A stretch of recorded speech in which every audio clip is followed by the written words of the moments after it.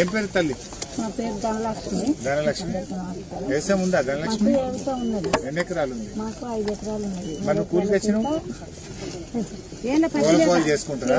బదలని వచ్చినాం. బదలకి వస్తారా? బదలని వచ్చినాం. ఏం పెట్టినాం ధనలక్ష్మి? మేము 2 ఎకరాల పొలం చేసినాం, 3 ఎకరాల పత్తి పెట్టినాం.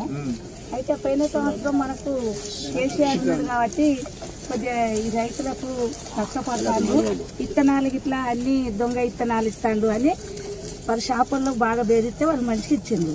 ఈ సంవత్సరం 2 బస్తాలు మంచిగా ఇచ్చిండ్రు, 2 బస్తాలు ఉతికిచ్చే వరకు మొత్తం ఎర్ర పురుగు ఇట్లా తయారైంది. మంచిగా దిగుబడి పంట రాలేదు.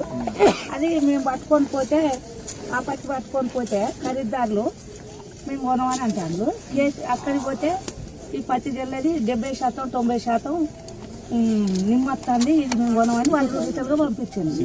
శ్రీశైలం పంపిస్తే మళ్ళీ బయట అమ్ముతా అది 4500కు రైతులు తీసుకున్నారు. రైతుల కాడ నుంచి ఖరీదారులు తీసుకుంటే అది వాళ్ళు అంతా బతిలాడు వాళ్ళకి ఇచ్చేసినాం. 4500కి ఇచ్చేసినాం.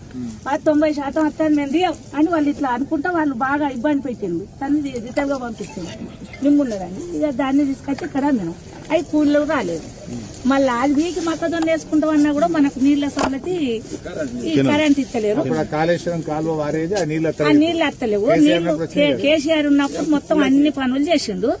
ఈయన మాయ మాటలతోటి రేవంత్ రెడ్డి మాయ మాటలతోటి 6 ఇస్తాం, ఇది ఇస్తాం, అది ఇస్తాం, పింఛన్లు ఇస్తాం, 4000 పింఛన్ ఇస్తాం, మళ్ళా మా గోలక్ష్మి పథకం, ఆడబిడ్డల పథకం ఇస్తాం అంటే అందరు కలిసి దెబ్బ ఓట్లు వేసి గెలిపించారు. బంగారం లేదు, పాడు లేదు, ఏం లేదు. మనకి ఇవన్నీ చేసుకున్న పనులు మనకేం లేదు. మళ్ళా ఈ పత్తి పట్టుకొని మనం బ్యాంకు పోతే 1 బస్తా ఇస్తాను. 1 బస్తా మీకు ఒకటే ఊరియా 1 బస్తా ఇస్తాను. 1 బస్తా పట్టుకొని దేనికి ఇస్తాం?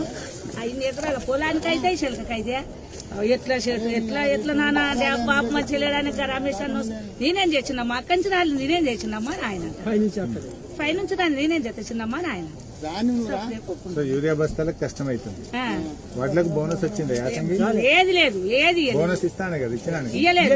మాయ మాటలతో గెలిచిండు, మాయ మాటలు పెట్టిండు.